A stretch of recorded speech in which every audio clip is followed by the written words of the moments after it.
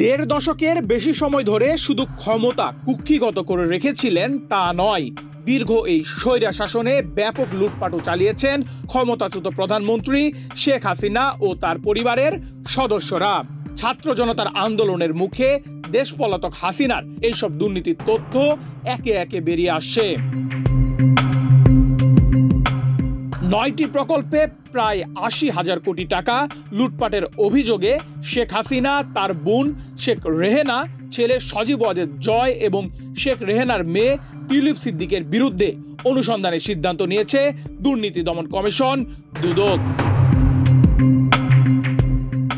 সংস্থাটি বলছে, শেখ হাসিনা ও তার পরিবারের সদস্যরা মিলে শুধু রূপপুর পারমাণবিক বিদ্যুৎ কেন্দ্র থেকেই $500 কোটি বেশি অর্থাৎ ৫৯,০০০ কোটি টাকা লোপাট করেছেন বলে যে অভিযোগ উঠেছে তা যাচাই বাছাই শেষে অনুসন্ধানের সিদ্ধান্ত নেওয়া হয়েছে। এছাড়া আশ্রয়ণ প্রকল্প, বেজা ও বেপাজার 8টি প্রকল্প বাস্তবায়নের আড়ালে ২১,০০০ কোটি টাকা আত্মসাতের অভিযোগ পাওয়া গেছে।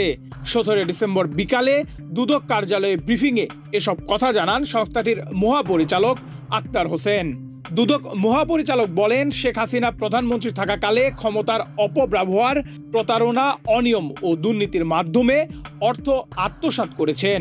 এমন অভিযোগে একটি জাতীয় দৈনিকে প্রতিবেদন প্রকাশ করা হয়। পরে তা অনুসন্ধানের সিদ্ধান্ত নেওয়া হয়েছে। এর আগে গত ৩ সেপ্টেম্বর শেখ হাসিনা ও তার পরিবারের এসব দুর্নীতির অভিযোগ অনুসন্ধানের নির্দেশ চেয়ে হাইকোর্টে রিট করেন জাতীয়বাদী গণতান্ত্রিক আন্দোলন NDM এর চেয়ারম্যান ববি হাজ্জাদ। রিটে রূপপুর প্রকল্পের দুর্নীতি অনুসন্ধানে দুদকের নিষ্ক্রিয়তার বৈধতা চ্যালেঞ্জ করা হয়।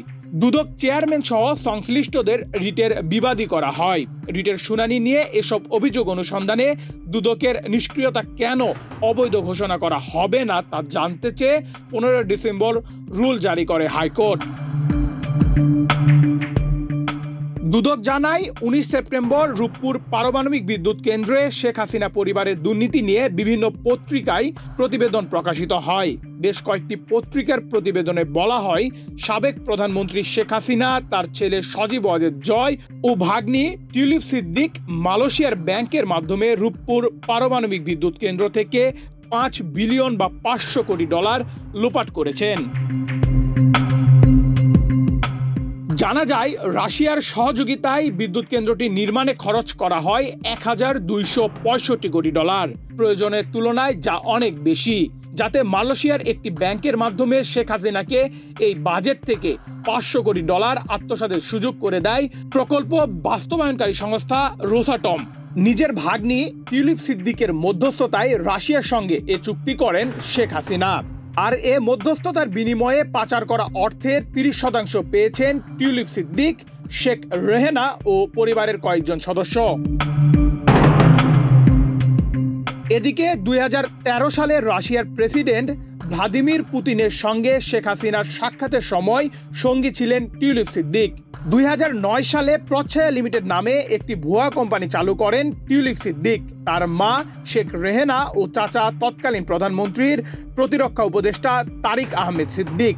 যুক্তরাষ্ট্রেও জুমানা ইনভেস্টমেন্ট নামে একটি কোম্পানি রয়েছে তাদের। নেহাল আহমেদ প্রান্ত, বাংলাদেশ প্রতিদিন।